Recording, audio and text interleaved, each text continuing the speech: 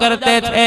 اللہ غنی، جب کوئی شادی بیاہ کا موقع آتا ہم ایسے لوگوں کو اپنے گھر میں گھسنے نہیں دیا کرتے تھے۔ میرے عزیزوں آج دیکھ لو بستی بڈن میں کوئی شادی کا پروگرام آ جائے، مانے ہمدانی میں کوئی خوشی کا پروگرام آ جائے، امیروں کے بیٹے کو ترجیح دو گے، رئیسوں کے بیٹے کو ترجیح دو گے، اپنے خاندان والے کو کے بیٹوں کو ترجیح دو گے۔ کوئی قرآن پڑھنے والا طالب علم تمہارے پاس آ کے بیٹھ جائے، فوراً جھڑکی دے کے کہو گے یہاں کیوں بیٹھا، وہاں چلا جا۔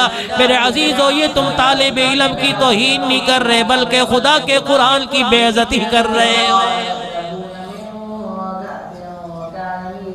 مشاہدے کی بات ہے، روزمرہ کی بات ہے، کوئی مولوی صاحب تمہارے پاس آ کے بیٹھ جائے، فوراً دیکھ کے کہو گے چاولوں کی خوشبو آ گئی، روٹی کھانے آ گیا، کھانے کی خوشبو آ گئی، روٹی کھانے آ گیا۔ اللہ پاک کی قسم کل قیامت کے دن ان پھٹے کپڑے والوں کا، ان کچے جھونپڑے میں رہنے والوں کا، ٹوٹی جوتیاں پہننے والوں کا مقام دیکھ لینا۔ جب پروردگار عالم سخت کڑی دھوپ میں انہیں اپنے عرش کا سایہ نصیب فرمائے گا، پھر ان کے بارے میں اعلان ہوگا لاؤ جنت کے منازل سامنے لے آؤ۔ جس کو لوگ کہتے تھے کہ ہم اسے اپنا صدقہ خیرات دیتے ہیں، جس کو لوگ کہتے تھے کہ ہم اپنی گندم کا عشر تمہیں دے کر احسان کرتے ہیں، جس کو لوگ اپنی محفل میں بٹھانا گوارا نہیں کرتے تھے، جن کو لوگ رشتے میں اپنی دھیاں بیٹیاں دینا گوارا نہیں کرتے تھے، آج وہ لوگ ہیں۔ اللہ فرمائیں گے ان کے ساتھ تو میں بعد میں نمٹوں گا، پہلے اس کے ماں باپ کو لے کے آؤ جنہوں نے اپنی اولاد کی جدائی میرے قرآن کے لیے برداشت کی، ان کے ماں باپ کو لے کے آؤ۔ یہ بچے کی حالت مدرسے میں آ کے دیکھتے تھے، شلوار پھٹی ہوئی، کپڑے کا دامن پھٹا ہوا، مٹی جسم پہ لگی، چار دن ہو گئے نہ آیا کوئی نہیں، لیکن آسمان اتنا سفید نہیں ہوتا تھا جتنا ان کے چہرے قرآن کی برکت سے چمکا کرتے تھے۔ ان کے ماں باپ ساری چیزیں دیکھ کے جاتے تھے، رشتہ داروں میں فوتگی ہوتی یہ وہاں نہیں جاتے، میرے قرآن کو نہ چھوڑتے، کوئی شادی بیاہ کی تقریب ہوتی میرے قرآن کو نہ چھوڑتے، کوئی سنگ میلہ آتا یہ میرے قرآن پڑھنے میں لگے رہتے، ساری خوشیاں میرے قرآن کے لیے قربان کر دی، ماں باپ کی محبت میرے قرآن کے لیے قربان کر دی، بہن بھائیوں کے ساتھ بچپن کا کھیلنا میرے قرآن کے لیے قربان کر دیا۔ لاؤ ذرا ان کے ماں باپ کو لے کے آؤ۔ الہ العالمین اس کے ابا کو تو قرآن کی 10 صورتیں یاد کوئی نہیں، اس کا ابا تو پرائمری جماعت بھی پڑھا کوئی نہیں۔ اللہ فرمائے کہ ذرا لے کے آ، اس کی حالت کو دیکھ کے میں جہنم کا ایندھن بناتا، لیکن جب اس کا چہرہ دیکھتا ہوں تو اس کے بچے کا قرآن پڑھنا میرے سامنے آ جاتا ہے، اس کے بچے کا ماں باپ کی محبت میں رونا سامنے آ جاتا ہے۔ مجھے وہ دن بھی یاد ہے جب امیر کا بچہ 100 روپے استعمال کیا کرتا تھا، اس قرآن والے کے پاس خرچی کے لیے 10 روپے نہیں ہوا کرتے تھے، اس نے میرے قرآن کے لیے برداشت کیا۔ میں کیسے برداشت کر سکتا ہوں کہ آج اسے جہنم کا ایندھن بنا دو۔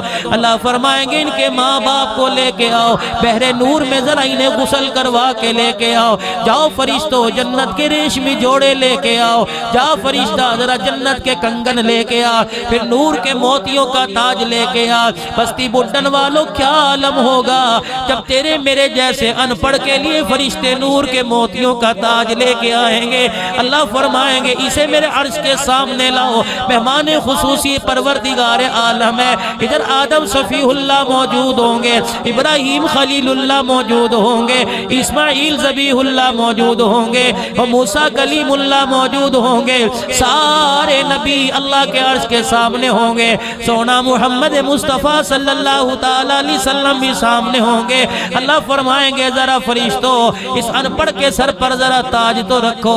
جب فرشتے تاج رکھیں گے نبیوں کی انگلی اٹھے گی، اللہ یہ کون ہے، یہ کیا نبی ہے، آواز آئے گی نہیں، یہ شہید ہے، آواز آئے گی نہیں، یا اللہ یہ صدیقین ہے، فرمایا نہیں، الہی کون ہے، جنت میں جانے سے پہلے جسے جنت کا جوڑا پہنا دیا، جنت کے سونے کے کنگن پہنا دیے، جنتی موتیوں کا تاج پہنا دیا، کون ہے، آواز لگے گی یہ وہ لوگ ہیں جنہوں نے میری محبت محبت میں مجھے بغیر دیکھے میرا قرآن پڑھا دیا تھا، جاؤ تم تو جنت کے اندر چلے جاؤ۔ پھر اس حافظ قرآن سے مخاطب کیا جائے گا، اے حافظ قرآن ذرا اپنے بہن بھائیوں پہ نظر ڈال، ان کو پہچان، بازو پکڑنا تیرا کام ہے، ان کے لیے جنت کے دروازے تیرے صدقے سے کھولنا میرا کام ہے۔